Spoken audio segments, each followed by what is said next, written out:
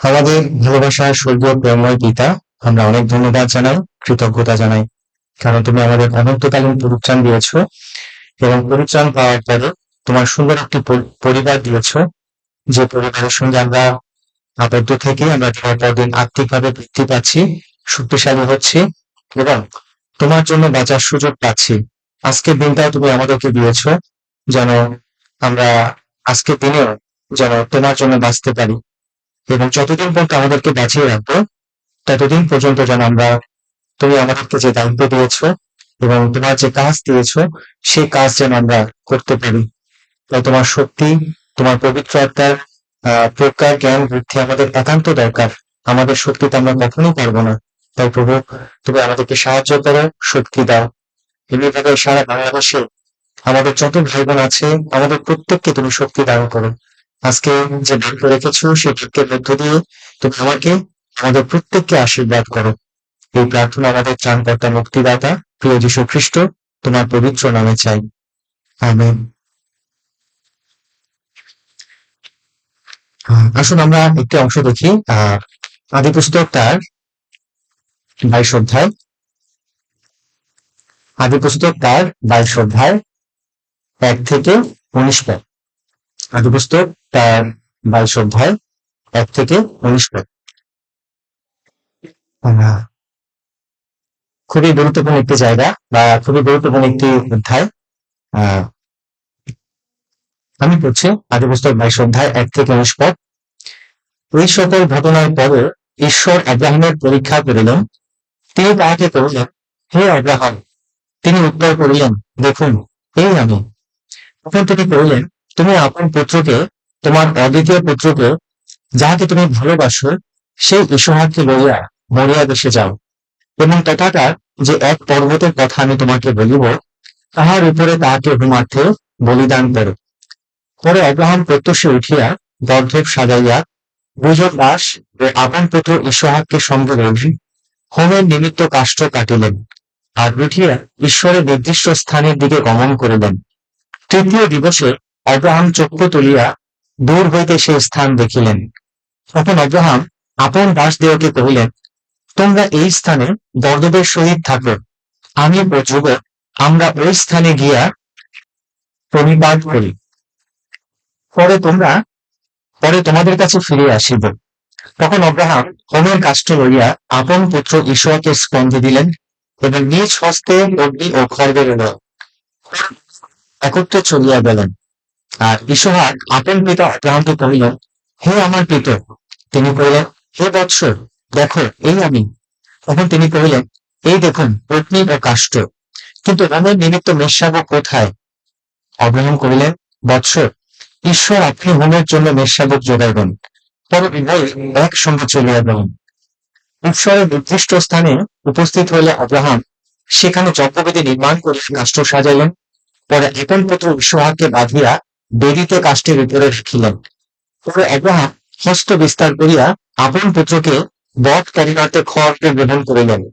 এমন সময় আকাশ হইতে সদাপ্রভুর দূত তাহাকে ডাকিলেন, কহিলেন, আব্রাহাম, আব্রাহাম। তিনি কহিলেন, দেখুন, এই আমি। এখন তিনি বলিলেন, যুবকের প্রতি তোমার হস্ত বিস্তার করিল না, উহার প্রতি কিছুই করিল না, কেন এখন আমি বুঝিলাম তুমি ঈশ্বরকে ভয় করো, আমাকে আপনার অদ্বিতীয় পুত্র দিতে অসম্মত নও। তখন আব্রাহাম চক্ষু তুলিয়া চাহিলেন, আর দেখো, তাহার পশ্চাৎ দিকে একটি মেষ, তাহার শৃঙ্গ ছোট বদ্ধ। পরে আব্রাহাম গিয়া সে মেষটি লইয়া আপন পুত্রের পরিবর্তে হোমার্থে বলিদান করিলেন। আর আব্রাহাম সেই স্থানের নাম জিহোবা জিরে সদাপ্রভু যোগাইবেন রাখিলেন। এই জন্য অদ্যাপি লোকে বলে, সদাপ্রভুর পর্বতে যোগান হইবে। পরে সদাপ্রভুর দূত দ্বিতীয়বার আকাশ হইতে আব্রাহামকে ডাকিয়া কহিলেন, সদাপ্রভু বলিতেছেন, তুমি এই কার্য করিলে আমাকে আপনার অদ্বিতীয় পুত্র দিতে অসম্মত হইলে না, এই হেতু আমি আমারই দিব্য করিয়া বলিতেছি, আমি অবশ্য তোমাকে আশীর্বাদ করব এবং আকাশের তারাগণের ও সমুদ্র তীরস্থ বালুকার ন্যায় তোমার বংশ অতিশয় বৃদ্ধি করিব। তোমার বংশ শত্রুগণের পুরোদার অধিকার করিবে, আর তোমার বংশে পৃথিবীর সকল জাতি আশীর্বাদ প্রাপ্ত হইবে, কারণ তুমি আমার বাক্যে অবধান করিয়াছ। পরে আব্রাহাম আপন দাসদের নিকটে ফিরিয়া গেলেন, আর সকলে উঠিয়া একত্রে বের সেবাতে গেলেন, এবং আব্রাহাম সেবাতে বসতি করবেন। আমেন। আমরা সত্যি আমাদের ভালোবাসার পিতাকে ধন্যবাদ জানাই, কারণ তিনি আমাদেরকে আজকে একটা সুন্দর দিন দিয়েছেন, সুন্দর একটি সময় দিয়েছেন, এবং স্টাডি করার, তার বাক্য ধ্যান করার সুন্দর একটি সময় তিনি আমাদেরকে দিয়েছেন। এবং শুধু তাই নয়, তিনি আমাদেরকে অনন্তকালীন পরিত্রাণ দিয়েছেন, স্বর্গে যাওয়ার অধিকার আর নিশ্চয়তা তিনি আমাদেরকে দিয়েছেন। এটা আমাদের জীবনের সবচেয়ে বড় আশীর্বাদ, না? যারা জগতের মানুষ, তাদের কাছে আশীর্বাদ হচ্ছে এটাই, জগতের উন্নতি কিংবা জাগতিক ভাবে ভালো থাকা। বাট যারা বিশ্বাসী, তাদের কাছে আশীর্বাদ হচ্ছে এটাই যে আমরা স্বর্গে যেতে পারছি, আমরা একদিন অনন্ত ঈশ্বরের সাথে বাস করতে পারবো। সেই নিশ্চয়তা ঈশ্বর তিনি আমাদেরকে দিয়েছেন। এই জন্য আমরা সত্যি ঈশ্বরকে ধন্যবাদ জানাই। এবং আজকে আমরা যে আদি পুস্তক 1:1-19 পর্যন্ত আমরা দেখলাম, এটা আসলে খুব গুরুত্বপূর্ণ একটি জায়গা। এবং একজন বিশ্বাসীর জীবন কিভাবে ঈশ্বর আশীর্বাদ করতে পারেন, না? এবং আশীর্বাদ করার আগে তার কাছ থেকে ঈশ্বর কিছু পরীক্ষা নিয়ে থাকেন। আমরা জানি যে আব্রাহাম তিনি একজন বিশ্বাসী ছিলেন, এবং শুধু তাই না, তিনি ঈশ্বরকে তার জীবনের প্রথম স্থানে রেখেছিলেন। অর্থাৎ আব্রাহামের জীবনের প্রথম প্রায়োরিটি ছিল ঈশ্বর। এবং কিভাবে একজন বিশ্বাসী, যে ঈশ্বরকে এত ভালোবাসে এবং ঈশ্বরের জন্য তিনি সবকিছু করতে প্রস্তুত ছিলেন, ঠিক এরকম একজন ব্যক্তি যার জীবনে যখন একটি মহা পরীক্ষা নিয়ে আসলেন, তিনি কিভাবে এই পরীক্ষাটা জয়লাভ করেছিলেন। ঠিক আমরা যারা বিশ্বাসী, আমাদের জীবনে যখন মহা পরীক্ষাগুলো আসে বা আমাদের জীবনে যখন অনাকাঙ্ক্ষিত বিষয়গুলো আসে, কিভাবে আসলে আমরা এগুলোকে ওভারকাম করতে পারি, আসলে আমাদের কি করা উচিত, আমরা যেন আজকে এই আদি পুস্তক 22 অধ্যায় থেকে আমরা শিক্ষা নিতে পারি। আমরা দেখেছি এক পদ যদি আমরা লক্ষ্য করি, আদি পুস্তক 22 অধ্যায় 1 পদ, এখানে লেখা আছে ঈশ্বর আব্রাহামের পরীক্ষা করলেন। তার মানে এই যে পরীক্ষাটা, যে পরীক্ষাটা আব্রাহামের জীবনে এসেছিল, এটা কার কাছ থেকে এসেছিল? ঈশ্বরের কাছ থেকে। অর্থাৎ ঈশ্বর আব্রাহামের জীবনে এই পরীক্ষাটা নিয়ে আসলেন। তার মানে আমরা যারা বিশ্বাসী, আমাদের জীবনে যে পরীক্ষাগুলো আসে, আমাদের জীবনে যে কোনো পরিস্থিতি যা কিছুই আসবে, সবকিছু কার কাছ থেকে আসবে? ঈশ্বরের কাছ থেকে আসবে, না? তিনি আমাদের জীবনের সমস্ত কিছু জানেন। এই কারণে সমস্ত অবস্থা, সমস্ত পরিস্থিতি ঈশ্বরের কাছ থেকেই আসে, যেভাবে সে আব্রাহামের কাছে এসেছিলেন। আমরা দেখতে পাই যে আব্রাহাম তিনি সম্পূর্ণ প্রস্তুত ছিলেন। তিনি কি উত্তর দিয়েছেন? ঈশ্বর যখন আব্রাহামকে ডাকলেন আর তিনি বললেন, দেখুন এই আমি, তাই না? তার মানে আব্রাহাম তিনি একদম প্রস্তুত ছিলেন যে যা কিছু আমার জীবনে ঈশ্বর নিয়ে আসবেন, আমি সেটা গ্রহণ করতে প্রস্তুত। যা কিছুই নিয়ে আসবেন। আব্রাহাম কিন্তু তখনও জানতেন না যে ঈশ্বর কি ধরনের পরীক্ষা তার জীবনে নিয়ে আসতে পারেন। আব্রাহাম সেটা জানতেন না, কিন্তু আব্রাহাম তিনি সম্পূর্ণরূপে কি ছিলেন? প্রস্তুত ছিলেন যে ঈশ্বর এই দেখুন আমি। ঠিক একই রকম অনেক সময় আমরা যখন পরিত্রাণ পাওয়ার পর আমাদের কাছে মনে হয় যে এখন আমাদের জীবনে হয়তোবা যেহেতু আমরা পরিত্রাণ পেয়েছি, আমরা ঈশ্বরের সন্তান হয়েছি, আমরা স্বর্গে যাওয়ার নিশ্চয়তা পেয়েছি, মানে আমাদের জীবনে সুখ শান্তি অথবা আশীর্বাদ, জাগতিক আশীর্বাদ, ঠিক এগুলোতে আমাদের জীবন ভরে যাবে। অনেক সময় আমাদের জীবনে যখন কোনো দুঃখ কষ্ট আসে বা কোনো খারাপ পরিস্থিতি আসে, তখন আমরা বুঝতে পারি না যে আসলে আমরা কি করব। কিন্তু আব্রাহাম তিনি একদম প্রস্তুত ছিলেন, তিনি সর্বদা প্রস্তুত ছিলেন যে যা কিছু আসুক, আমি সেটাকে গ্রহণ করতে চাই। এই জন্য যারা বিশ্বাসী, আমাদেরকে সবসময় প্রস্তুতি থাকতে হবে। যে কোনো পরিস্থিতি আমাদের জীবনে আসতে পারে, শুধুমাত্র সবকিছু ভালো থাকবে, আশীর্বাদের হবে না, এরকম না। অনেক সময় আমাদের জীবনে যেটা আমরা চাই না সেটাও আসতে পারে, যেটা আমরা করতে পারবো না বা যেটা আমাদের পক্ষে করা সম্ভব না, সেটাও ঈশ্বর অনেক সময় পরীক্ষা হিসেবে আমাদের জীবনে নিয়ে আসতে পারেন। তিনি দেখতে চান যে আমরা সেটা ঈশ্বরের উদ্দেশ্যে উৎসর্গ করতে পারি কিনা। এই জন্য আমরা যেন সবসময় প্রস্তুত থাকতে পারি। দুই পদে আছে। ঈশ্বর তাকে কি করতে বললেন? তখন ঈশ্বর কহিলেন, তুমি আপন পুত্রকে, তোমার অদ্বিতীয় পুত্রকে, যাকে তুমি ভালোবাসো, সেই ঈশ্বরকে লইয়া মরিয়া দেশে যাও, এবং কথাকার যে এক পর্বতের কথা আমি তোমাকে বলিব, তাহার উপরে তাহাকে হোমার্থে বলিদান করো। হ্যাঁ, ঈশ্বর কি করতে বললেন? তাকে একটি উৎসর্গ করতে বললেন, একটা স্যাক্রিফাইস করতে বললেন। হ্যাঁ, সেই উৎসর্গটা কি ছিল? সেই উৎসর্গটা ছিল আব্রাহামের সবচেয়ে সবচেয়ে যে প্রিয় জিনিসটা। হ্যাঁ, আব্রাহামের জীবনের সবচেয়ে মূল্যবান জিনিসটা কি করতে বললেন? উৎসর্গ করতে বললেন, তাই না? তার মানে এই পরীক্ষাটা কোনো সাধারণ পরীক্ষা ছিল না। হ্যাঁ, যে আব্রাহামকে তার জীবনের সবচেয়ে মূল্যবান, অর্থাৎ যেটাকে সে সবচেয়ে বেশি ভালোবাসে, সেটাই এখন ঈশ্বরের উদ্দেশ্যে তাকে এখন দিতে হবে। হ্যাঁ, এখন আব্রাহাম কি করবেন? তিনি কি ভীত হবেন নাকি অবাক হবেন?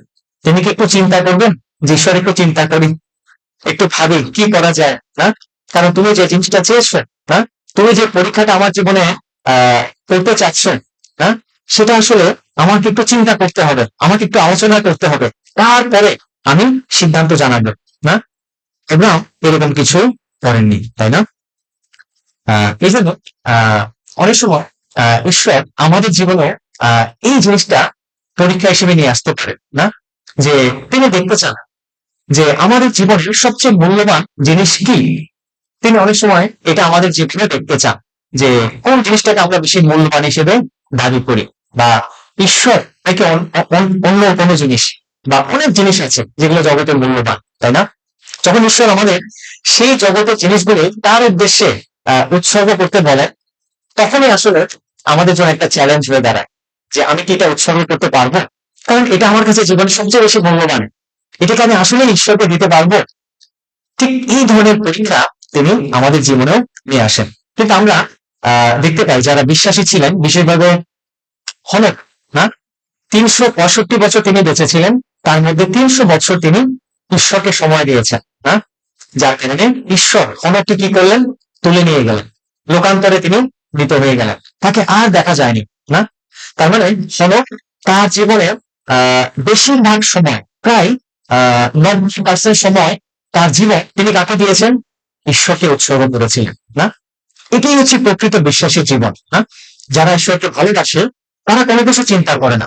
ঈশ্বর যখন তাদের জীবনে কোনো পরীক্ষা নিয়ে আসেন, ঈশ্বর যখন সেই মূল্যবান জিনিসটা তাকে উৎসর্গ করতে বলে, তখন তারা সেটা ঈশ্বরকে দিয়ে দেন। কেন? কারণ তারা ঈশ্বরের ভালোবাসাটা বুঝতে পেরেছে।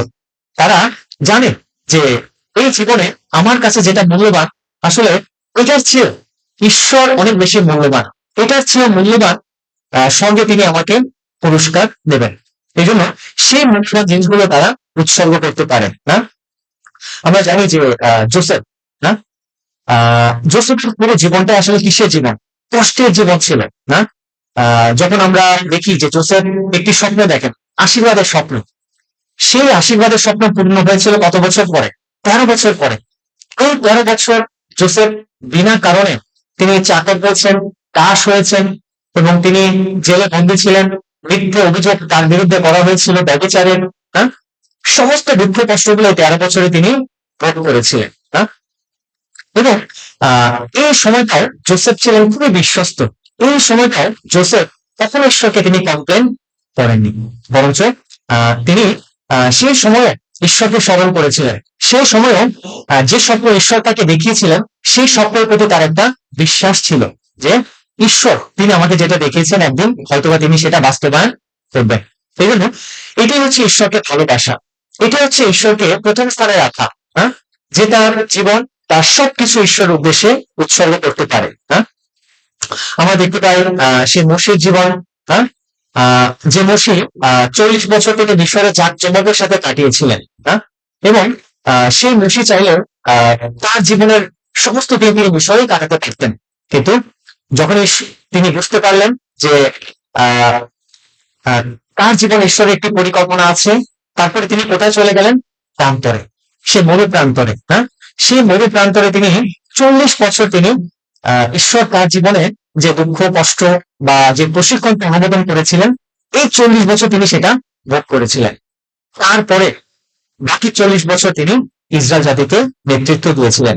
তার মানে এই ব্যক্তিরা সবাই তার জীবনের যে সময়গুলো রয়েছে এবং তাদের জীবনে যে মূল্যবান বিষয়গুলো রয়েছে সবগুলো তারা ঈশ্বরের উদ্দেশ্যে সমর্পিত করেছিল।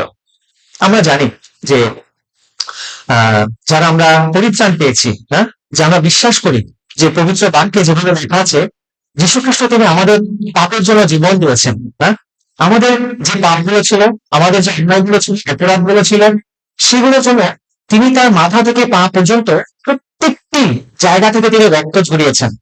তার মানে তিনি আপনাকে কতটা ভালোবেসেছেন, তিনি আপনাকে কতটা প্রেম করেন, সেটা তিনি আমাদেরকে দেখিয়েছেন। এবং যেদিন আমরা এটাকে বুঝতে পেরেছি, পরিত্রাণ পেয়েছি, সেদিন আমরা বুঝতে পেরেছিলাম যে আসলে ঈশ্বর তিনি আমাকে সবচেয়ে ভালোবাসেন, তিনি আমার জন্য স্বর্গ ছেড়ে পৃথিবীতে এসেছেন। আমরাও সেদিন তার ভালোবাসাটা গ্রহণ করেছি, আমরাও সেদিন তার গ্রহণ পরিত্রাণ পেয়েছি। এই জন্য আমরা যারা বিশ্বাসী ছিলেন তাদের মতো করে আমরাও আমাদের এই জীবনটা উৎসর্গ করতে চাই না। যখন আমাদের জীবনে মূল্যবান কোনো জিনিস ঈশ্বরের উদ্দেশ্যে উৎসর্গ করার জন্য ঈশ্বর আমাদেরকে বলেন, তার বাক্যের মধ্য দিয়ে জানান, তখন আমরা যেন কোনো দ্বিধাগ্রস্ত না হই। ঈশ্বরকে বলতে পারি, হ্যাঁ আমি প্রস্তুত, তোমার জন্য আমি সবকিছু দিতে প্রস্তুত। হ্যাঁ, ঈশ্বর যদি আপনার জন্য তার নিজের জীবন দিতে প্রস্তুত থাকেন, তাহলে আমরা কেন আমাদের যা কিছু আছে না, যীশু খ্রিস্টের জীবনের চেয়ে নিশ্চয়ই আমার আমার টাকা, আমার ঘর, কিংবা আমার জমি, আমার গাড়ি, আমার বাড়ি, এগুলো বড় নয়, তাই না? এই জন্য আব্রাহাম যখন তাকে বলা হয়েছিল তুমি তোমার একমাত্র দ্বিতীয় সন্তানকে আমার উদ্দেশ্যে উৎসর্গ করেন, তিনি কি করেছিলেন? তিনি উৎসর্গ করতে রাজি হয়েছিলেন। হ্যাঁ, আমরা দেখতে পাই সে আমরা দেখতে পাই সে পিতা, না, তারা যখনই পরিত্রাণ পেয়েছেন তখনই তাদের জীবন, তাদের সময় তো পর্যন্ত তারা শুধু দুঃখ ভোগ করে গিয়েছেন এবং এগুলো তারা ঈশ্বরকে উপহার দিয়েছেন। ঈশ্বর, তোমার জন্য আমি কষ্ট ভোগ করতে চাই, তোমার জন্য আমি দুঃখ ভোগ করতে চাই, তোমার জন্য আমি আমার জীবনটা দিতে চাই। যদি আমরা প্রেম 20 অধ্যায় 24 পদটা দেখি, প্রেম 20 অধ্যায় 24 পদ, প্রেম তার 20 অধ্যায় 24 পদ, আসলে একসাথে পড়ি যদি আমরা পেয়ে থাকি। প্রেম 20 অধ্যায় 24 পদ। কিন্তু আমি নিজ প্রাণকেও কিছুর মধ্যে গণ্য করি না, আমার পক্ষে মহামূল্য গণ্য করি না, যেন নির্মিত পথের শেষ পর্যন্ত দাঁড়াইতে পারি এবং ঈশ্বরের অনুগ্রহে সুসমাচারের পক্ষে সাক্ষ্য দিবার যে পরিচর্যা পথ প্রভু যীশু হইতে পাইয়াছি তাহা সমাপ্ত করিতে পারি। তিনি বলেছেন যে আমি আমার নিজের প্রাণকেও কিছুর মধ্যে গণ্য করি না। তার মানে কি? তার মানে প্রেরিত তার নিজের জীবনটা যীশু খ্রিস্টের সুসমাচারের জন্য দিয়েছেন, যে আমি আমার জীবনটা, এই জীবনটা আমি ঈশ্বরের উদ্দেশ্যে উৎসর্গ করলাম। ঠিক যেমন আব্রাহাম ঈশ্বরের উদ্দেশ্যে তার একজাত পুত্র ইসহাককে উৎসর্গ করেছিলেন। না, ইসহাক ছিল আব্রাহামের জীবনের সবচেয়ে মূল্যবান, টাকা পয়সা জমি জমা যা কিছু ছিল সবচেয়ে মূল্যবান ছিল আব্রাহামের জীবনে ইসহাক, সেটাকে তিনি ঈশ্বরের উদ্দেশ্যে উৎসর্গ করলেন, তাই না? ঠিক আমরাও যেমন এই পলের মতো আমাদের জীবনটা, আমাদের সময়কে, আমাদের অর্থ, আমাদের যা কিছু আছে যেন আমরা উৎসর্গ করতে পারি যে সব এসব কিছুই তোমার জন্য, কারণ তুমি আমার জন্য জীবন দিয়েছো। হ্যাঁ, এই জন্য কেন তারা এভাবে দিতে পেরেছিলেন? কারণ তারা সেই ভালোবাসাটাকে রিসিভ করতে পেরেছিলেন, বুঝতে পেরেছিলেন।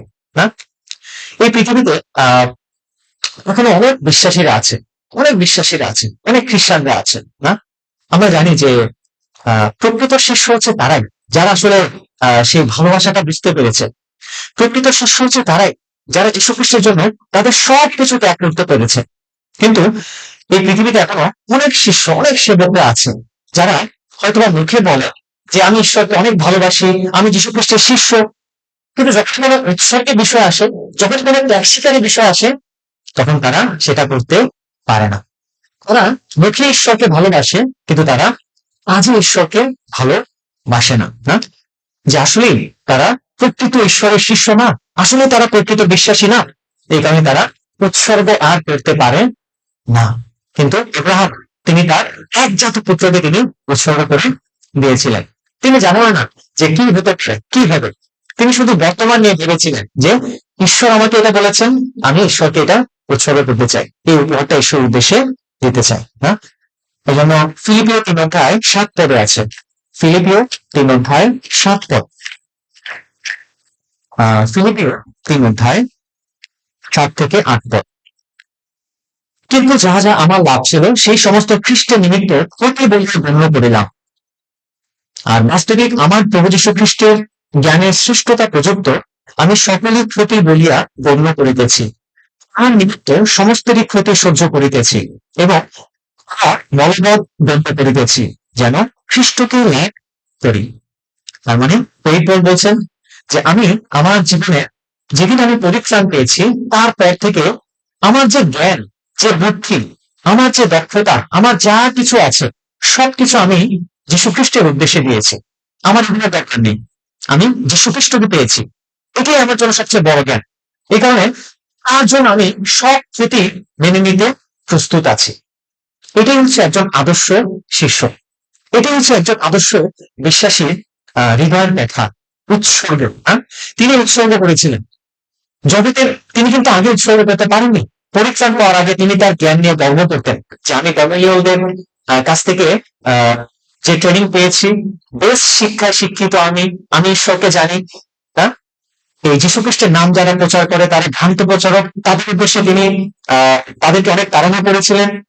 কিন্তু যখন তিনি পরিত্রাণ পেলেন তখন তিনি তার জ্ঞানকে তিনি বলেছেন বলবৎ গণ্য করিতেছি। তিনি তার জাগতিক জ্ঞানকে একদম নিচের দিকে ফেলে দিয়েছেন। ঠিক তখন তিনি করতে পেরেছেন যখন তিনি যীশু খ্রিস্টকে লাভ করেছিলেন, যখন তিনি যীশু খ্রিস্টের ভালোবাসাটা বুঝতে পেরেছিলেন। এই জন্য আমরা যখন যীশু খ্রিস্টের ভালোবাসাটাকে বুঝতে পারবো তখন এই জগতের যে মূল্যবান জিনিসগুলো আছে আমাদের, সেগুলোতে আমরা বলবৎ জ্ঞান করতে পারবো। ঠিক পেইড পেইড মতো আপনি বলবৎ জ্ঞান করতে পারবেন। তখন আপনার কাছে মনে হবে যে যীশু খ্রিস্টের হচ্ছে আমার সবচেয়ে বড় সম্পদ। যীশু খ্রিস্টকে আমি পেয়েছি, এটাই আমার জীবনের সবচেয়ে বড় লাভ। এর জন্য আপনি আপনার যা কিছু আছে, যে জিনিসগুলোকে আপনি অনেক বেশি ভালোবাসেন, পরিত্রাণ পাওয়ার আগে ভালোবাসতেন, সেগুলোকে আপনি উৎসর্গ করতে পারবেন। যেভাবে পেরেছিলেন, তার নিজের জীবন, তার জ্ঞান, তার বুদ্ধি সবকিছুকে তিনি বলবৎ জ্ঞান করেছিলেন। কিন্তু জগতের মানুষদের কাছে এই জ্ঞান, বুদ্ধি এগুলো অনেক বড় বিষয় না। যে অনেক পিএইচডি ডিগ্রি লাভ করে, যার অনেক বড় বড় ডিগ্রি, যার অনেক বড় বড় পড়াশোনার যোগ্যতা আছে, তাদের কাছে এগুলো বেশি মূল্যবান না। তারা কখনোই এগুলোকে উৎসর্গ করতে পারে না। কিন্তু কে উৎসর্গ করতে পারে? যারা সত্যিকারের যীশু খ্রিস্টের ভালোবাসাটাকে বুঝতে পেরেছে। কে উৎসর্গ করতে পারে? যাদের ভিতরে সেই ঈশ্বরের পবিত্র আত্মা আছে, তারা এটি উৎসর্গ করতে পারে। এই জন্য আব্রাহাম তিনি তার একজাত পুত্রকে তিনি উৎসর্গ করতে পেরেছিলেন। আমরা যদি আগে 2 পদটা দেখি, 2 পদ, আদি পুস্তক 22 অধ্যায় 2।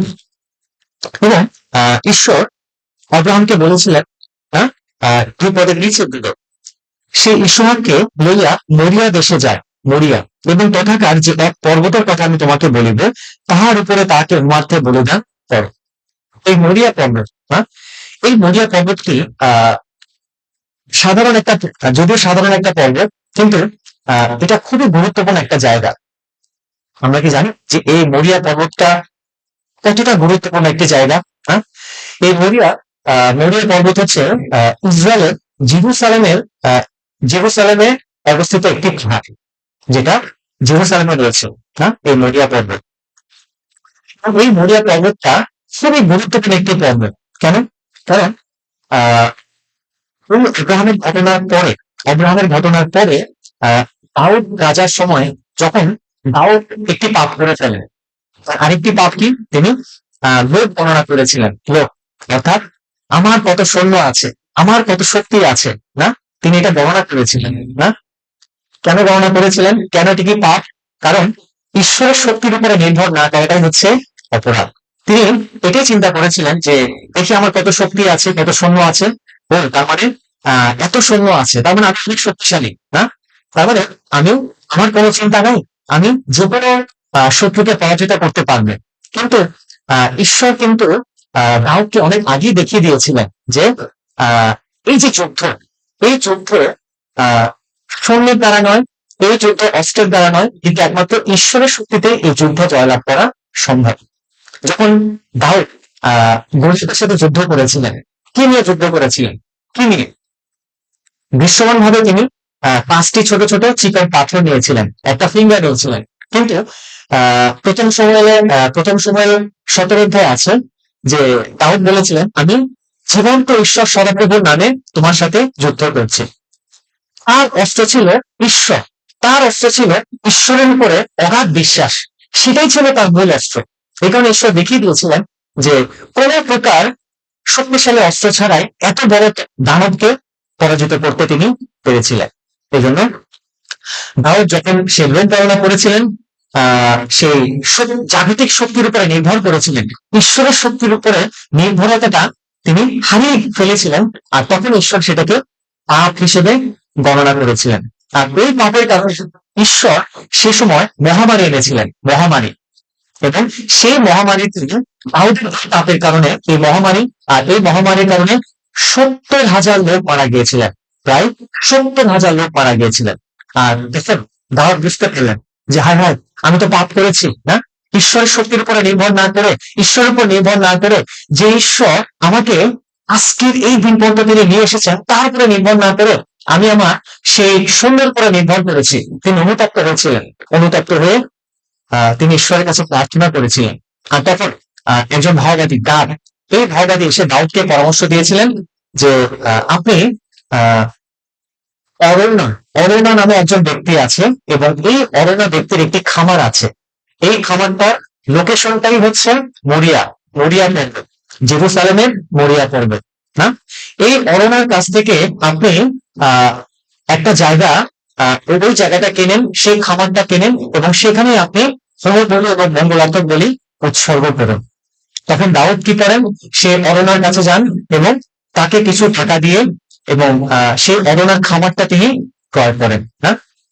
এবং এই অরণ্যের খামারটাই হচ্ছে সে মরিয়া পর্বত, মরিয়া পর্বত। যদি আমরা দ্বিতীয় সময় 24 অধ্যায় 18 পদটা দেখি, দ্বিতীয় সময় 24 অধ্যায় 18 পদ, দ্বিতীয় সময় তার 24 অধ্যায় 18 পদ। সেই দিন দাউদের কাছে আসিয়া তাহাকে কহিলেন, আপনি উঠিয়া গিয়া জীবসীয় অরণ্যের খামারে সদাপ্রভুর উদ্দেশ্যে এক যজ্ঞবেদী স্থাপন করুন। 24 পদে আছে। কিন্তু রাজা অরণ্যকে কহিলেন, তাহা নয়, আমি অবশ্যই মূল্য দিয়া তোমার কাছ থেকে এই সমস্ত ক্রয় করিব। আমি আমার ঈশ্বর সদাপ্রভুর উদ্দেশ্যে বিনামূল্যে হোম বলি উৎসর্গ করিব না। পরে দাউদ 50 শেকেল রূপে সেই খামার ও বৃষগুলি ক্রয় করিয়া লইলেন। আর দাউদ সেই স্থানে সদাপ্রভুর উদ্দেশ্যে এক যজ্ঞবেদী নির্মাণ করিয়া হোমবলি ও মঙ্গলার্থক বলি উৎসর্গ করিলেন। এই রূপে দেশের জন্য সদাপ্রভুর কাছে নিবেদন করিলে তিনি প্রসন্ন হইলেন, এবং ইসরায়েলের উপর হইতে মহামারী নিবৃত হইল। তার মানে দাউদ সেদিন এই অরণ্যের কাছ থেকে এই খামারটি তিনি ক্রয় করেছিলেন। আর এই খামারটি ছিল সেই মরিয়া পর্বতে, না, মরিয়া পর্বতে, যেটা ইসরায়েলের জেরুজালেমে অবস্থিত না। এবং যেহেতু দাউদ রাজা তিনি এই খামারটা ক্রয় করেছিলেন, যখনই তিনি যজ্ঞবেদী নির্মাণ করেছিলেন এবং উৎসর্গ করেছিলেন, আর তখনই সেই মহামারীটা থেমে গিয়েছিল, মহামারীটা থেমে গিয়েছিল। ঠিক দাউদের ছেলে সলোমন তিনি কি করেন, দাউদের ছেলে সলোমন তিনি এই মরিয়া পর্বতে, সেই মরিয়া পর্বত যেখানে তিনি ঈশ্বরের মন্দির বা ঈশ্বরের গৃহ তিনি নির্মাণ করেছিলেন। যদি আমরা দ্বিতীয় বংশাবলী 3 অধ্যায় 1 পদ দেখি, দ্বিতীয় বংশাবলী 3 অধ্যায় 1 পদ, আসুন আমরা একসাথে পড়ি, 548 পৃষ্ঠা, দ্বিতীয় বংশাবলী 3 অধ্যায় 1 পদ। পরে সলোমন, আসুন একসাথে পড়ি, পরে সলোমন জেরুসালেমে মরিয়া পর্বতে সদাপ্রভুর গৃহ নির্মাণ করিতে আরম্ভ করিলেন। সদাপ্রভু সেই স্থানে তাহার পিতা দাউদকে দর্শন দিয়াছিলেন, এবং দাউদ সেই স্থান নিরূপণ করিয়াছিলেন, তাহা জেবুসীয় অর্নানের খামার। আমেন। তার মানে ওই সেই জেবুসীয় অর্নানের খামার, যেটা মরিয়া পর্বত, জেরুজালেমের মরিয়া পর্বত, সেখানে অবস্থিত। এখানে সলোমন তিনি ঈশ্বরের গৃহ নির্মাণ করেছিলেন। তার মানে এই মরিয়া পর্বতটা কতটা গুরুত্বপূর্ণ, তাই না? যেখানে ঈশ্বর অব্রাহামকে বলেছিলেন যে, অব্রাহাম তুমি জেরুজালেমের সেই মরিয়া পর্বতে যাও এবং তোমার সেই মূল্যবান সম্পদ তাকে তুমি আমার উদ্দেশ্যে উৎসর্গ করো। এই সেই মরিয়া পর্বত যেখানে প্রথম প্রথম মন্দির সমাগম কাণ্ড থেকে প্রথম সেই বিলকিসের মন্দির সলোমন রাজা তিনি নির্মাণ করেছিলেন। কোথায়? কোন পর্বতে? এই মরিয়া পর্বতে। কোথায় অবস্থিত মরিয়া পর্বত? জেরুজালেমে। হ্যাঁ, জেরুজালেম বা জেরুজালেমে, ইসরায়েলের। হ্যাঁ, এবং এই যেটা এই মরিয়া পর্বতে অবস্থিত ঈশ্বরের মন্দিরটা প্রথম ধ্বংস হয় খ্রিস্টপূর্ব 586 থেকে 587 খ্রিস্টাব্দে প্রথম ধ্বংস হয়। কে ধ্বংস করেন? রাজা নবুকদনেসর। এই রাজা নবুকদনেসর এই প্রথম ঈশ্বরের মন্দিরটা তিনি ধ্বংস করেন, যেটা দ্বিতীয় রাজাবলী তার 25 অধ্যায় 8 থেকে 9 পদে আছে, ইসরা 5 অধ্যায় 12 পদে আছে। আসলে আমরা ইসরা দেখি। ইসরা 595 পৃষ্ঠা, ইসরা 5 অধ্যায় 12 পদ। ইসরা 5 অধ্যায় 12 পদ। পরে আমাদের পিতৃপুরুষেরা স্বর্গের ঈশ্বরকে অসন্তুষ্ট করাতে তিনি তাহাদেরকে বাবিল রাজ কলদীয় নবুকদনেসরের হস্তে সমর্পণ করিলেন। তিনি এই গৃহ ধ্বংস করেন এবং লোকদেরকে বাবিলে লইয়া যান। তার মানে এই বাবিলের রাজা নবুকদনেসর 586 খ্রিস্টপূর্বে তিনি এই ঈশ্বরের মন্দির যেটা মরিয়া পর্বতের উপরে সলোমন রাজা নির্মাণ করেছিলেন, তিনি এই ঈশ্বরের গৃহকে ধ্বংস করেন। এবং 516 খ্রিস্টপূর্বে, আমি আবার বলছি 516 খ্রিস্টপূর্বে জিহুদিরা আবারও সেই মরিয়া পর্বতে এই ঈশ্বরের গৃহটাকে তারা আবার নির্মাণ করে 516 খ্রিস্টপূর্বে। হ্যাঁ, অর্থাৎ যীশু খ্রিস্ট আসার 516 বছর পূর্বে আবারও এই মন্দিরকে নির্মাণ করা হয়, যেটা ইসরা 6 অধ্যায় 5 থেকে 6 অধ্যায় 15 থেকে 16 পদে আছে। ইসরা 6 অধ্যায় 15 থেকে 16 পদ। আসুন একসাথে পড়ি, সবাই একসাথে পড়ি। দারিয়াবস রাজার রাজত্বের 6ষ্ঠ বছরে অদর মাসের 3য় দিনে গৃহ সমাপ্ত হইল। পরে ইসরায়েল সন্তানগণ, যাজকেরা, লেবীয়েরা ও বন্দিদশা হইতে আগত লোকদের অবশিষ্ট লোকেরা আনন্দে ঈশ্বরের সেই গৃহের প্রতিষ্ঠা করিল। তারা খুবই আনন্দিত। কেন? কারণ নবুকদনেসর যখন এই প্রথম মন্দিরটা ধ্বংস করে ফেলেন, তারা আবারও এটাকে নির্মাণ করতে পেরেছিলেন। হ্যাঁ, 516 খ্রিস্টপূর্বে তারা আবারও এটাকে নির্মাণ করেন। কিন্তু মুখ্য বিষয় যে এই পুনরায় নির্মাণ করার পরে যীশু খ্রিস্টের সময় পর্যন্ত এটা ছিল। যখন যীশু খ্রিস্ট ছিলেন তখনও এই মরিয়া পর্বতের উপরে যে জেরুজালেম মন্দিরটা ঈশ্বরের গৃহটা নির্মাণ করা হয়েছিল এটা ছিল। হ্যাঁ, এবং হেরোদ রাজা এই মন্দিরটাকে তিনি কিছু কাজ করেন, কিছু সংযোজন করেন, কিছু কাজ করেন এই মন্দিরটার। তারপরে যীশু খ্রিস্ট যখন ছিলেন তখন তিনি ভবিষ্যৎবাণী করেছিলেন যে এই মন্দিরটাকে একদম ধ্বংস করা হবে। হ্যাঁ, যীশু খ্রিস্ট যখন ভবিষ্যৎবাণী করেছিলেন ঠিক তার 40 বছর পরে, অর্থাৎ 70 খ্রিস্টাব্দে এই মন্দিরটাকে আবারও ধ্বংস করে ফেলা হয়। হ্যাঁ, আবারও ধ্বংস করে ফেলা হয়। হ্যাঁ, আসলে আমরা সেই ভবিষ্যৎবাণীটা দেখি যে 40 বছর আগে যখন যীশু খ্রিস্ট ছিলেন তখন যে ভবিষ্যৎবাণীটা যীশু করেছিলেন। লূক 19 অধ্যায় 43 থেকে 44 পদ। লূক 19 অধ্যায় 43 থেকে 44 পদ। লূক 19 অধ্যায় 43 থেকে 44 পদ। কারণ তোমার উপরে এমন সময় উপস্থিত হইবে যে সময় তোমার শত্রুগণ তোমার চারিদিকে জাঙ্গাল বাঁধিবে, তোমাকে বেষ্টন করিবে, তোমাকে সর্বদিকে অবরোধ করিবে এবং তোমাকে ও তোমার মধ্যবর্তী তোমার মেদসেমনকে ভূমিষ্যাৎ করিবে, তোমার মধ্যে প্রস্তরের উপরে প্রস্তর থাকিতে দিবে না, কারণ তোমার তত্ত্বাবধানের সময় তুমি বোঝো নাই।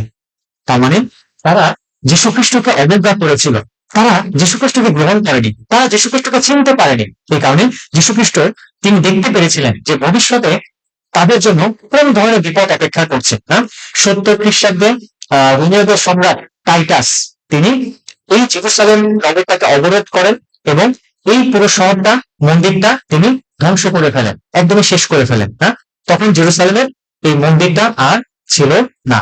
এই সে মরিয়া পর্বত, যে মরিয়া পর্বতে আব্রাহাম তার সন্তান ইসহাককে তিনি উৎসর্গিত করেছিলেন, ঠিক এখানে ছিল এই মন্দিরটা, যেটা ধ্বংস হয়ে গেছে।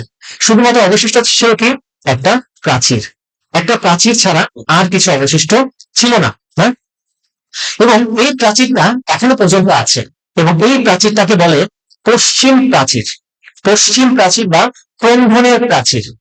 আপনি দেখবেন টিভিতে অনেক সময় জিহুদিরা একটা প্রাচীর দেয়াল, হ্যাঁ, ইসরায়েলরা তারা ওইখানে মাথা নত করে কি করে প্রার্থনা করে। সেই সেই দেয়ালটা এখনো আছে, হ্যাঁ, সেই দেয়ালটা এখনো আছে। এই জন্য জিহুদিদের কাছে ইসরায়েলের এই জেরুসালেমের এই মরিয়া পর্বত, যেখানে তাদের এই মন্দিরটা ছিল, যেটাকে ঈশ্বরের গৃহ বলে হয়, এই জায়গাটা তাদের কাছে অত্যন্ত পবিত্র একটি জায়গা, অত্যন্ত পবিত্র একটি জায়গা।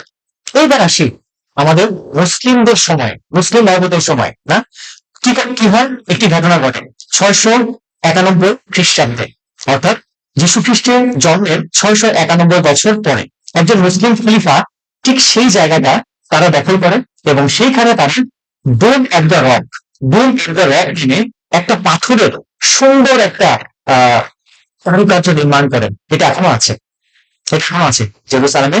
ডোম অফ দ্য রক সেই খলিফা তিনি এটা নির্মাণ করেছিলেন, এটা এখনো আছে, না ইসরায়েলের সেই জেরুসালেমে, যেখানে মরিয়া পর্বত। এবং শুধু তাই নয়, 710 খ্রিস্টাব্দে সেখানে আল আকসা মসজিদ, নাম শুনেছেন? এই আল আকসা মসজিদও এখন সেখানে আছে। এই সেই মরিয়া পর্বত যেখানে এই দোহার আল আকসা মসজিদ এবং ইসরায়েলের সেই দেয়ালের প্রাচীর, যেখানে তারা এখনো প্রার্থনা করে। মন্দির ধ্বংস হয়ে গেছে, রাইট, কিন্তু একটা প্রাচীর এখনো আছে, তিনটা জিনিস সেখানে আছে। এই জন্য এই জায়গাটা নিয়ে এখনো সেখানে অনেক মারামারি, অনেক ক্লেশ, ইসরায়েল এবং মুসলিম, না, এবং এই জন্য এই জায়গাটা খ্রিস্টান, জিহুদি, মুসলিম সবার কাছে এই মরিয়া পর্বত জেরুসালেমের এই জায়গাটা খুবই গুরুত্বপূর্ণ একটি জায়গা, না, যেটা আমি খুব সংক্ষিপ্ত ভাবে আপনাদের কাছে শেয়ার করলাম। যাই হোক, যেখানে আব্রাহাম তার একমাত্র সন্তান ইসহাককে তিনি উৎসর্গ করেছিলেন। আমরা যদি দেখো 3 পদে যান, পুস্তক অধ্যায় 3 পদ। যখন ঈশ্বর বললেন আব্রাহামকে, তখন আব্রাহাম কি উত্তর করেছিলেন? পরে আব্রাহাম প্রত্যুষে উঠিয়া গর্দভ সাজাইয়া 2 জন দাস ও আপন পুত্র ইসহাককে সঙ্গে লইলেন, কাষ্ঠের নিমিত্ত হোমের নিমিত্ত কাষ্ঠ কাটিলেন, আর উঠিয়া ঈশ্বরের নির্দিষ্ট স্থানের দিকে গমন করিলেন। যখন ঈশ্বর বললেন যে আব্রাহাম, তুমি তোমার সবচেয়ে মূল্যবান জিনিসটি আমার উদ্দেশ্যে উৎসর্গ করো, আব্রাহাম কি করলেন? খুব সকালেই তিনি চলে গেলেন। তার মানে কি, আব্রাহাম ঈশ্বরের বাক্য শোনার সাথে সাথে, এখানে লেখা আছে প্রত্যুষে, প্রত্যুষে মানে হচ্ছে খুব ভোরে, হয়তোবা এখনো আলো ফোটে নাই। তার মানে যখন তিনি ঈশ্বরের বাক্য শুনেছেন, সাথে সাথে তিনি বাধ্য হয়েছেন, কোনো দেরি করেননি। তিনি বলেন একটু চিন্তা করি, একটু ভাবি, একটু প্রার্থনা করি, সাথে সাথে, একদম সাথে সাথে তিনি প্রস্তুত হয়েছেন। ঈশ্বর যেটা বলেছে আমাকে সেটাই করতে হবে। আমার স্ত্রীর সাথে আলোচনা করা যাবে না, তো কারোর সাথে আলোচনা করা যাবে না, এটা শুধু ঈশ্বরের সাথে আমার, না, কারণ ঈশ্বর আব্রাহামের জন্য অনেক বড় আশীর্বাদ রেখেছেন, তার মধ্য দিয়ে একটা বিশাল বড় জাতি, তার মধ্য দিয়ে আজকে আমরা পরিত্রাণ পেয়েছি। কারণ যীশু খ্রিস্ট এসেছেন এই আব্রাহামের বংশ ইসরায়েলের মধ্য থেকে, তিনি এসেছেন, যিনি আমাদের পরিত্রাণের জন্য এসেছেন এবং যার মধ্যে আমরা পরিত্রাণ পেয়ে স্বর্গের অধিকার পেয়েছি। সমস্ত মানুষের জন্য এই আশীর্বাদের আঁকড় এই আব্রাহাম। আর একটি মাত্র বাধ্যতা, তার একটি মাত্র উৎসর্গ, হ্যাঁ, যে তার যেটা ছিল সবচেয়ে মূল্যবান সেটাই তিনি ঈশ্বরের উদ্দেশ্যে উৎসর্গ করে দিলেন। একদম সকালবেলায় চলে গেলেন। হ্যাঁ, বর্তমানে আমাদের কাছে ঈশ্বরের বাক্যের মূল্যটা কতটুকু? যখন আমরা ঈশ্বরের বাক্য শুনি, এটার গুরুত্বটা আসলে কতটুকু? অনেকে ঈশ্বরের বাক্য শুনে, শোনার পরে সাথে সাথে ভুলে যায়, হ্যাঁ, কিন্তু আমরা যেন আব্রাহামের মতো হতে পারি, ঈশ্বরের বাক্য শোনার সাথে সাথে যেন আমাদের ভিতরে সেট করতে পারি যে এটা ঈশ্বর আমাকে বলেছেন, এটা আমি করবো, এটা আমার ইচ্ছার বিরুদ্ধে যদি যায়, এটা আমি করতেই চাই। এটার ফলাফল নিয়ে আমি চিন্তা করবো না যে এটার ফলাফলটা কি হতে পারে। হ্যাঁ, অনেকে ফলাফল নিয়ে চিন্তা করে যে আমি যদি ঈশ্বরের বাক্যে বাধ্য রোগ না, তাহলে কিভাবে চলবে, হবে না, পারবো না, এটা সম্ভব না। ফলাফল নিয়ে কখনো চিন্তা করবেন না। যদি ফলাফল নিয়ে অগ্রাম চিন্তা করতেন, তাহলে জীবনে উৎসর্গ করতে পারতেন না, পারতেন না, কখনো না। আমার একমাত্র ছেলে, এটাই তো আমার একমাত্র ছেলে, এটাই ঈশ্বর চেয়েছেন। হ্যাঁ, কিভাবে ঈশ্বর যেটা বলেছেন সেটা পূর্ণ করবেন, যে আমার মধ্য দিয়ে অনেক বড় একটা জাতি, আমি আশীর্বাদের আকর। তিনি যদি চিন্তা করতেন যে ওই আশীর্বাদের আকরটা হচ্ছে আমার ইসহাক, এই ইসহাককে ঈশ্বর চেয়েছেন, হ্যাঁ, যদি ফলাফল তিনি চিন্তা করতেন, তাহলে এখনো তিনি উৎসর্গ করতে পারতেন না, বাধ্য হতে পারতেন না। এই জন্য অব্রাহাম শোনার সাথে সাথে ঈশ্বরের বাক্যকে গুরুত্ব দিয়েছে। ঠিক আমাদের জীবনে যেন শোনার সাথে সাথে যেন আমরা ঈশ্বরের বাক্যে বাধ্য হতে পারি। সেটা হতে পারে আমার পরিবারের বিরুদ্ধে, আমার স্বামী, আমার স্ত্রী, আমার সন্তান, যার বিরুদ্ধে হোক, ঈশ্বর যদি আমাকে কিছু বলে আমরা সেটাই করতে চাই। ঈশ্বর কখনোই বলবেন না যে তুমি একজনকে মেরে ফেলো। ঈশ্বর কখনোই বলবেন যে তুমি তাকে ক্ষমা করবে না। ঈশ্বর কখনোই বলবে না যে তুমি এই খারাপ কাজটা করো। হ্যাঁ, ঈশ্বর যেটা বলবেন আমাদের মঙ্গলের জন্য বলবেন। ঈশ্বর আমাদের জন্য সবকিছু প্রস্তুত রেখেই তিনি বলবেন। তিনি আব্রাহামের জন্য বেশ প্রস্তুত আগেই করে রেখেছিলেন, কিন্তু তিনি শুধু আব্রাহামের সেই বিশ্বাসটা দেখতে চেয়েছিলেন, আব্রাহামের সেই ভক্তিটা দেখতে চেয়েছিলেন, আব্রাহামের ঈশ্বরের বাক্যের প্রতি শ্রদ্ধা বোধটা তিনি দেখতে চেয়েছিলেন। আজকে ঈশ্বর আমাদের জীবনে তার বাক্যের প্রতি যে শ্রদ্ধাবোধ, তার বাক্যের প্রতি যে সম্মানটা, তার বাক্যের প্রতি যে গুরুত্বটা তিনি দেখতে চান, যে আসলে কতটুকু আমরা বিশ্বাসীরা তার বাক্যের গুরুত্ব দেই। জিসকে 33 অধ্যায় 31 থেকে 32 পদ, জিসকে 33 অধ্যায় 31 থেকে 32 পদ। একসাথে পড়ি। জিসকে 33 অধ্যায় 31 থেকে 32 পদ, 1059 পৃষ্ঠা। আর প্রজালোক যেমন আইসে তেমনি তাহারা তোমার কাছে আইসে, আমার প্রজা বলিয়া তোমার সম্মুখে বসে ও তোমার বাক্য সকল শোনে, কিন্তু তাহা পালন করে না। কেন মুখে তাহারা বিলক্ষণ প্রেম দেখায়, কিন্তু তাহাদের চিত্ত তাহাদের লোভের দিকে যায়। আর দেখুন, তাহাদের নিকটে তুমি মধুর সব বিশিষ্ট নিপুণ বাদ্য করে সুচারু সঙ্গীত স্বরূপ, তাহারা তোমার বাক্য শুনে কিন্তু পালন করে না। এটি হচ্ছে সমস্যা। না, শোনাটা ঠিক আছে, খুব সুন্দর মতো শোনে, কিন্তু শোনার পর যে রিয়াকশনটা সেটা হচ্ছে ঠিক আলাদা। না, এজন্য শোনার পরে পালন করাটা খুবই খুবই গুরুত্বপূর্ণ। শোনাটা যেমন খুব গুরুত্বপূর্ণ, ঈশ্বরের বাক্য শোনার পরে সেই বাক্যটা পালন করা গুরুত্বপূর্ণ। ঈশ্বর যদি আমাকে বলেন যে এটা উৎসর্গ থাকেন, ঈশ্বর যদি আমাকে বলেন যে এটাকে সম্পূর্ণভাবে ত্যাগ করতে, আমাকে অবশ্যই এটা ত্যাগ করতেই হবে। সেখানে কোনো চিন্তা করি, একটু ভেবে দেখি, এটার কোনো সুযোগ নাই। ঠিক আমরা যেন বাক্যের গুরুত্বগুলো দিতে পারি। 4 থেকে 5 পদ, আদি পুস্তক 22 অধ্যায় 4 থেকে 5 পদ। তৃতীয় দিবসে অব্রাহাম চক্ষু তুলিয়া দূরভাবে সে স্থান দেখিলেন, এবং অব্রাহাম আপন দাসদেরকে কহিলেন, তোমরা এই স্থানে গর্ভবের সহিত থাকো, আমি ও যুবক আমরা ওই স্থানে গিয়া প্রণিপাত করি, পরে তোমাদের কাছে ফিরিয়া আসিব। না, অব্রাহাম তিনি কি করলেন? তিনি বললেন যে তোমরা এখানে থাকো এবং আমি এবং ইসহাক গিয়ে আমরা সেখানে যাই, সেই স্থানে আমরা যাই। হ্যাঁ, তার মানে যে সময়ে ঈশ্বর আব্রাহামকে পরীক্ষা করেছিলেন, সেই সময়ে আমরা দেখতে পাই আব্রাহামের জীবনের ব্যর্থতা। এবং শুধু তাই নয়, তৃতীয় দিবসে অব্রাহাম, তার মানে সেই 3টা দিন, যেদিন আব্রাহাম প্রথম শুনেছিলেন যে ইসহাককে উৎসর্গ করতে হবে, না, তার মানে তার মনটা কি ভালো ছিল? না, তার মন খারাপ ছিল, কষ্ট ছিল। হ্যাঁ, আমি আমার একমাত্র ছেলেকে উৎসর্গ করতে যাচ্ছি, মন খারাপ ছিল, কিন্তু তারপরও ঈশ্বরের প্রতি একটা ভালোবাসা ছিল, বিশ্বাস ছিল, সেই বিশ্বাসে তিনি এগিয়ে যাচ্ছিলেন, কিন্তু তার মনটা কি খুবই খারাপ ছিল। তার মানে ওই যে প্রথম দিন, দ্বিতীয় দিন, তৃতীয় দিন, চিন্তা করতে পারেন 72 ঘন্টা তিনি একটা কষ্টের মধ্যে দিয়ে তিনি গিয়েছিলেন। হ্যাঁ, খুবই খারাপ অবস্থায় কাজ ছিল।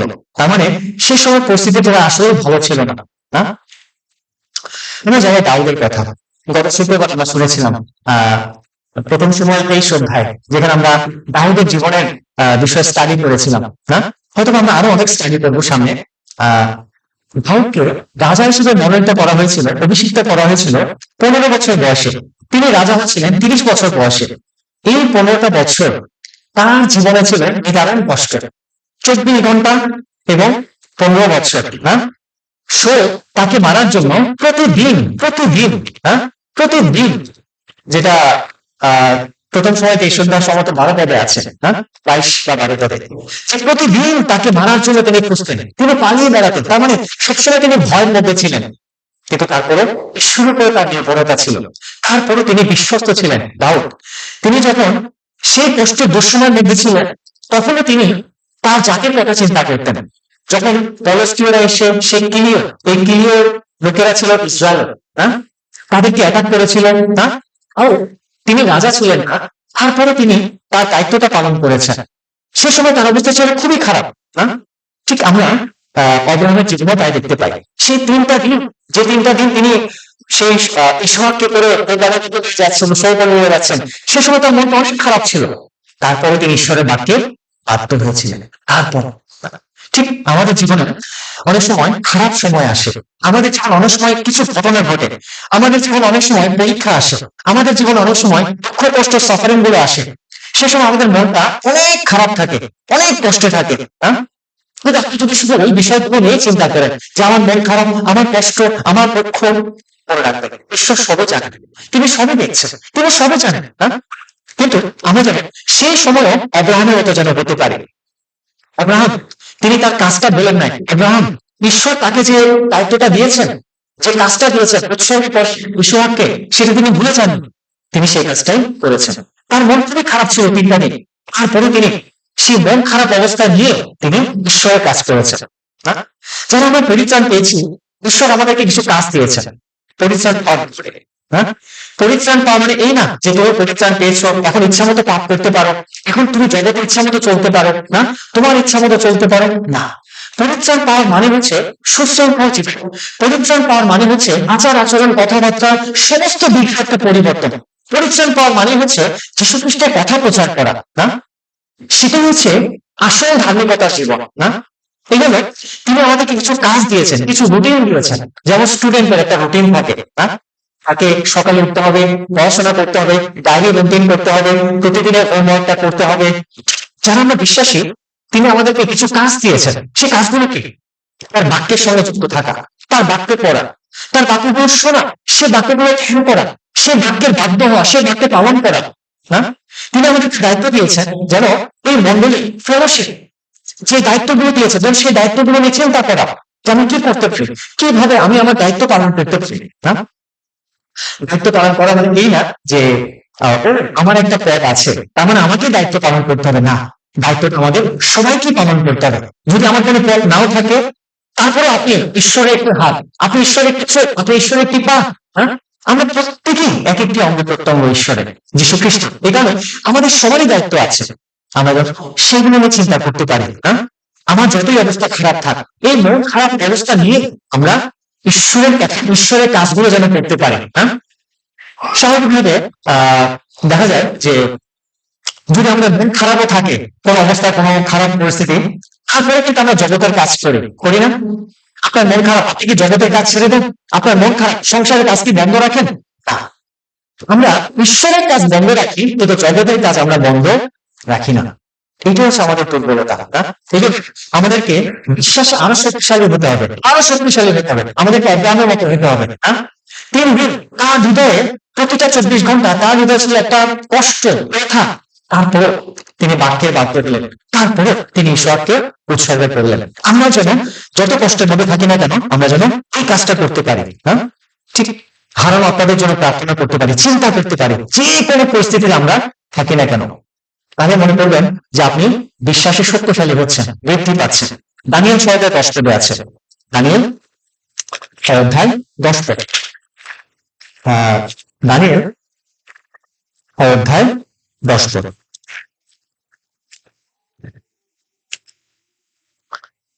দানিয়েল যখন জানতে পারলেন যে যারা মহারাজকে প্রতিপাদ করবে না, তার কাছে প্রার্থনা না করবে, তাকে সিংহের গুহায় ফিরিয়ে দেওয়া হবে। দানিয়েল এটা জানার পরে কি করলেন? তিনি ঈশ্বরের কাছে প্রার্থনা করেছিলেন। এবং কি করে? জানলা খুলে দিয়ে, দেখুন আমি যে ঈশ্বরকে ভালোবাসি, আমি যে ঈশ্বরকে বিশ্বাস করি, আমি সেই ঈশ্বরের কাছে প্রার্থনা করতে চাই। তার মানে দানিয়েল সেই কষ্টের মুহূর্তে, সেই কঠিন পরিস্থিতিতে যখন সিংহ গুহাটাকে ফেলে দেওয়া হবে, এটা জানার পরে তিনি ঈশ্বরের কাজটা বন্ধ করেননি, তিনি প্রার্থনা করা বন্ধ করেন নাই। তিনি যখন জানতে পারলেন যে আমাকে সিংহের গুহায় ফেলে দেওয়া হবে, তারপরে তিনি ঈশ্বরের কাজ প্রার্থনা চালিয়ে গিয়েছিলেন। 10 পদে আছে, পত্রখানি স্বাক্ষরিত হইয়াছে ইহা দানিয়েল যখন জানিতে পারিলেন, তখন আপন গৃহে গেলেন। তাহার কোঠরের বাতায়ন জেরুসালেমের দিকে খোলা ছিল। তিনি দিনের মধ্যে 3 বার জানু থাকিয়া আপন ঈশ্বরের সম্মুখে প্রার্থনা ও স্তবগান করিলেন, যেমন পূর্বে করিতেন। এটাই ছিল দানিয়েলের কাজ। ঠিক সেই কঠিন পরিস্থিতিতেও যখন তিনি জানতে পারলেন আমাকে নিশ্চিত সিংহের ভয় ফেলে দেওয়া হবে, তখনও তিনি প্রার্থনা করেছিলেন। ঠিক আমরা এই কাজটা করতে চাই না, যে কোনো পরিস্থিতিতে আসুক না কেন, পরীক্ষার সময় আমরা যেন ঈশ্বরের বাধ্য থাকতে পারি আর কাজ যেন করতে পারি। হ্যাঁ, আমাদের জীবনে পরীক্ষা এসেছে, কষ্টের মধ্যে দিয়ে আমি যাচ্ছি, পাঠকে পড়া বন্ধ করে দিব, প্রার্থনা করবো না, কাউন্সিলিং এর জন্য চিন্তা করবো না, হ্যাঁ, মঙ্গলের জন্য চিন্তা করবো না, হাই ডাক্তারের জন্য চিন্তা করবো না, না না না, এরকম যেন না হয়। আমরা যদি জগতের কাজগুলো চালিয়ে যেতে পারি, তবে এই কাজগুলো যেন আমরা চালিয়ে যেতে পারি। 7 পদ, হ্যাঁ, আদি পুস্তক 22 অধ্যায় 7 পদ। 7 পদে কি আছে? আর ঈশ্বর আপন পিতা আব্রাহামকে কহিলেন, হে পিতর, হে পিতর। তিনি কহিলেন, হে বৎসর, দেখুন এই আমি। তখন তিনি কহিলেন, এই দেখুন অগ্নি ও কাষ্ঠ, কিন্তু হোমের নিমিত্ত মেষশাবক কোথায়? একটা প্রশ্ন করেছেন ঈশ্বর তার বাবা আব্রাহামকে, বাবা বাবা, হ্যাঁ, সবকিছু আছে মেষ উৎসবে পড়ার মতো, হ্যাঁ, কিন্তু সে মেষটা কোথায়? সে মেষটা কোথায় বাবা? হ্যাঁ, তার মানে কি? তার মানে ঈশ্বর চিন্তিত হয়ে পড়েছিলেন যে কি ব্যাপার, সবকিছু আছে কিন্তু মেষ নাই। হ্যাঁ, একটু চিন্তাগ্রস্ত হয়েছিলেন, একটু হতাশ হয়েছিলেন। আমরা যারা বিশ্বাসী, আমরা হতাশ হতে চাই না, আমরা দুশ্চিন্তাগ্রস্ত হতে চাই না। হ্যাঁ, আমাদের জীবনে অনেক পরিস্থিতি আসছে, হ্যাঁ, কিন্তু তারপরে যেন আমরা হতাশ না হই, দুশ্চিন্তাগ্রস্ত না হই। না, আমার জীবনে যদি কোনো পরীক্ষা আসে, যদি কোনো বিষয় আসে, ধরুন আপনি এটা অনেক প্রার্থনা করছেন, ঈশ্বর দয়া করে এই সমস্যার হাত থেকে উদ্ধার করেন। ধরেন সেই প্রার্থনার কোনো উত্তর আসে নাই, ধরেন সেই বিষয়ে কোনো উন্নতি হয় নাই, তাহলে আপনি কি করবেন? হতাশ হবেন, হাল ছেড়ে দিবেন? তখন আপনি বলবেন, না আর প্রার্থনা করবো না, অনেক প্রার্থনা করেছি, বছর যখন প্রার্থনা করছি এই বিষয়ে কোনো ফল পাচ্ছি না, আর হবে না।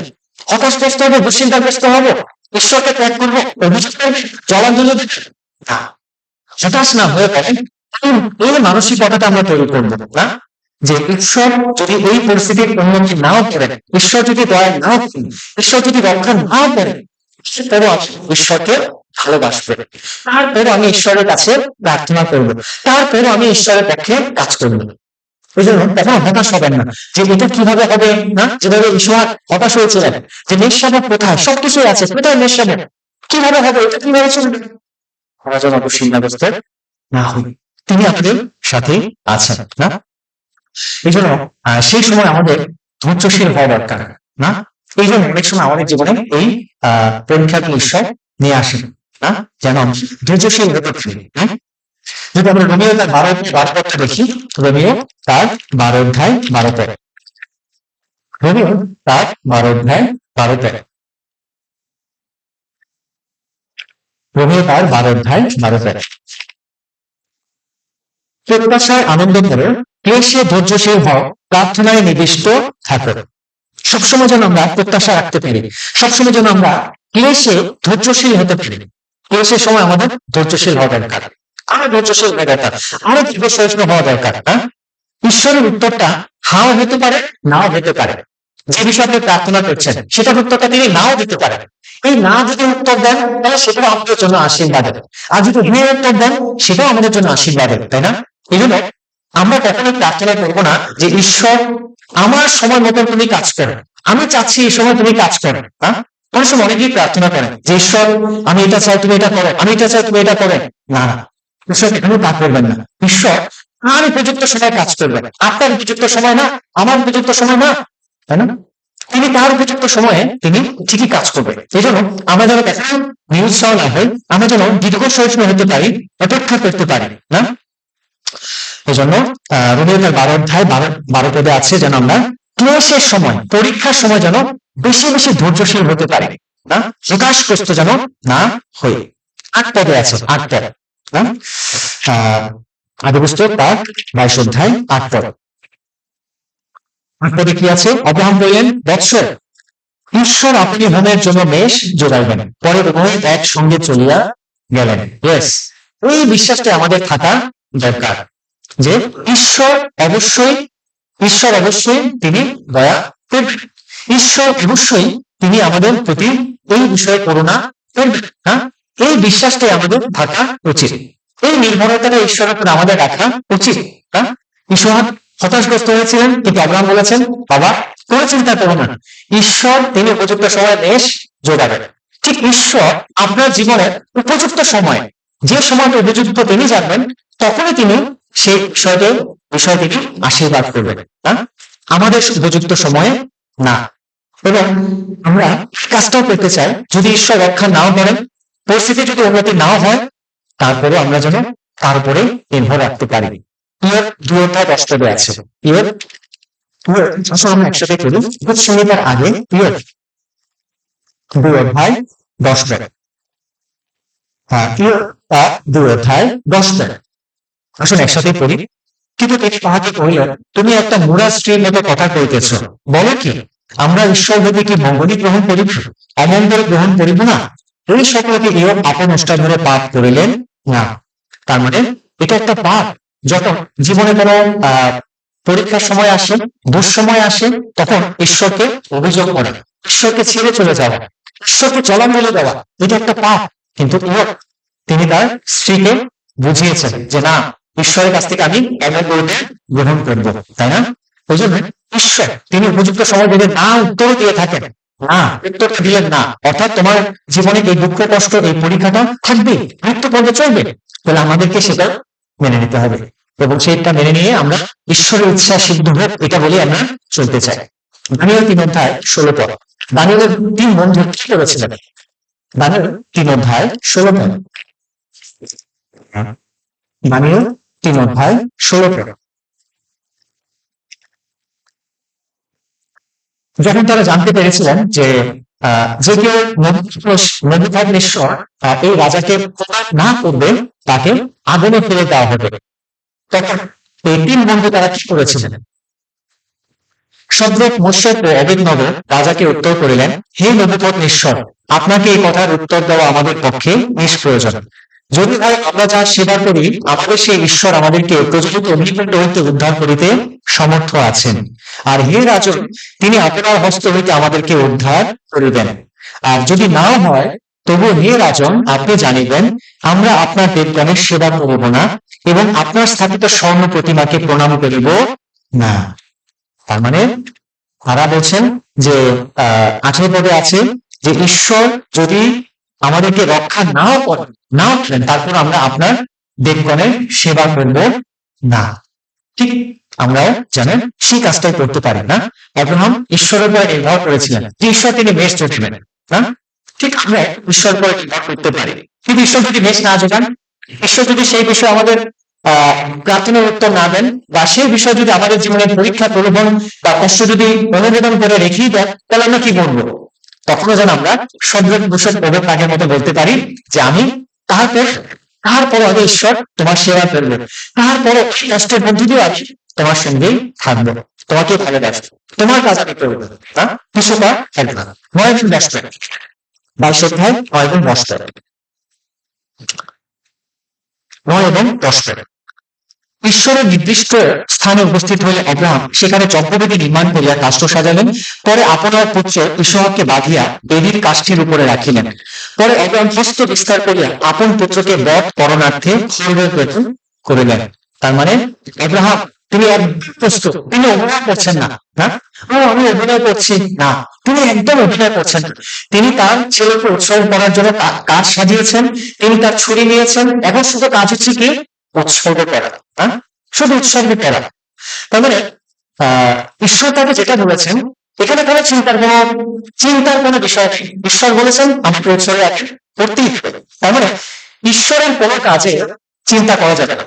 ঈশ্বর যদি কিছু বলেন সেখানে চিন্তা করা যাবে না, সেখানে সরাসরি কি বলতে হবে?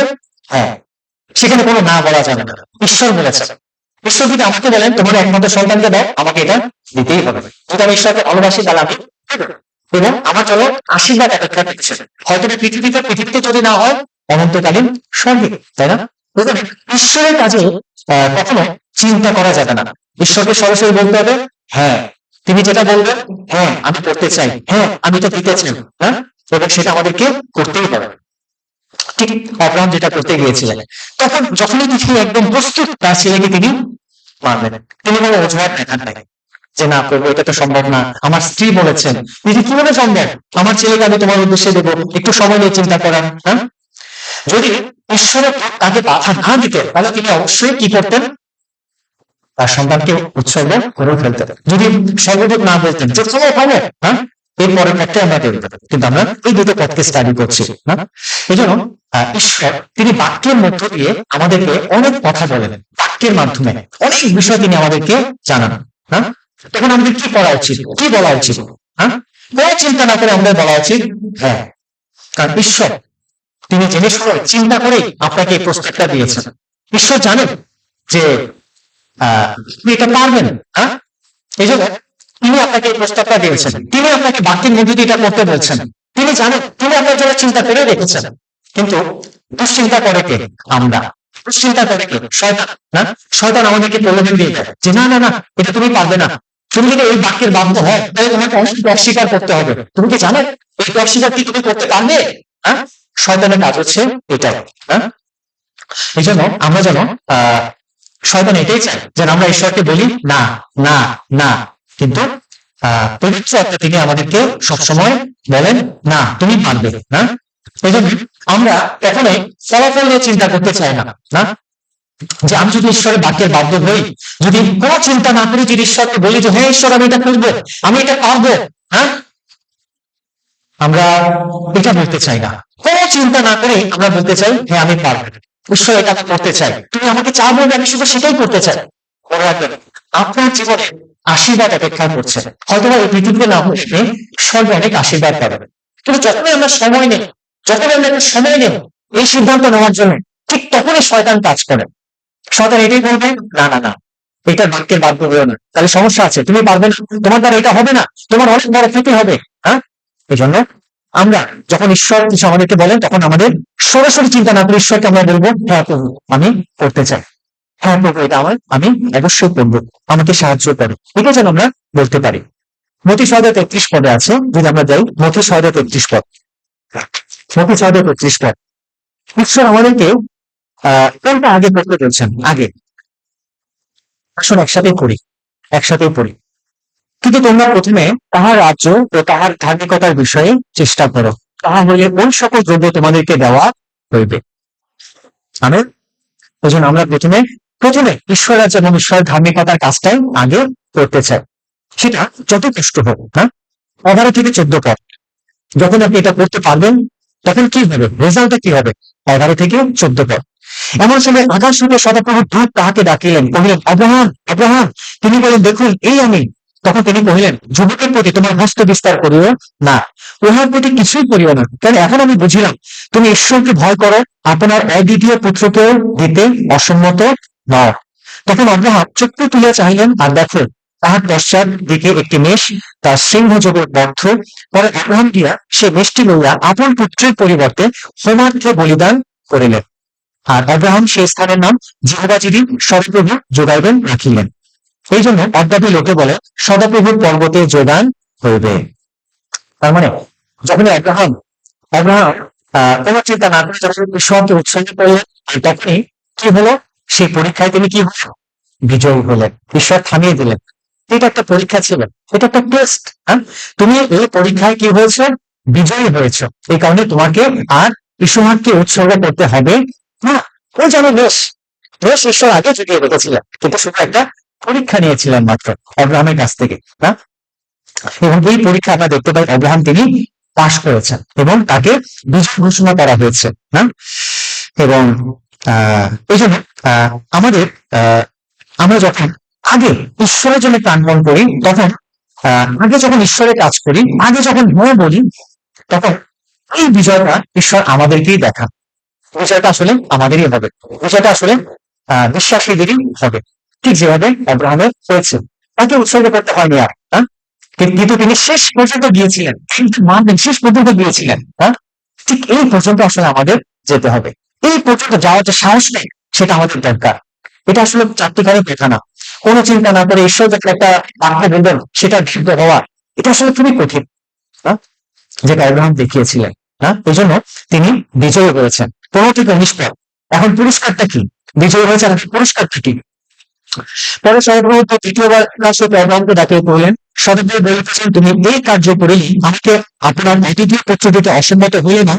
এই হতো আমি আমারই দিব্য করে কইতেছি, আমি অবশ্য তোমাকে আশীর্বাদ করব এবং আকাশের তারাগণের সমুদ্র তীরস্থ বালুকার ন্যায় তোমার বংশ অতিশয় বৃদ্ধি করব।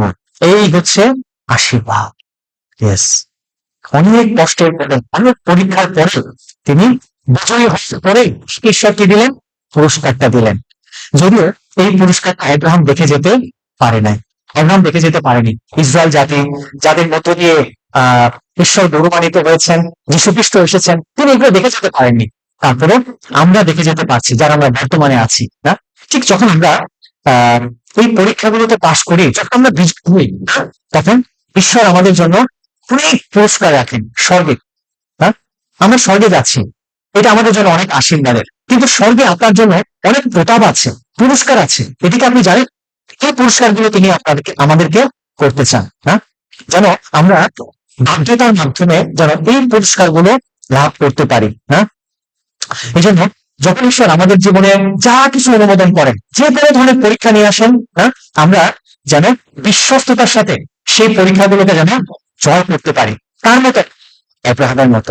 হ্যাঁ, এই জন্য আসুন আমরা এই যে আব্রাহামের যে জীবনটা আমরা আজকে, জীবনটা মানে আদিপুস্তক 22 অধ্যায় থেকে আমরা 1 থেকে 19 পদে আমরা যে বিষয়টা স্টাডি করেছি, ঈশ্বর যেন আমাদেরকে বাক্যের অনেক কার্যকারী করেন। আমেন। আসুন প্রার্থনা করি।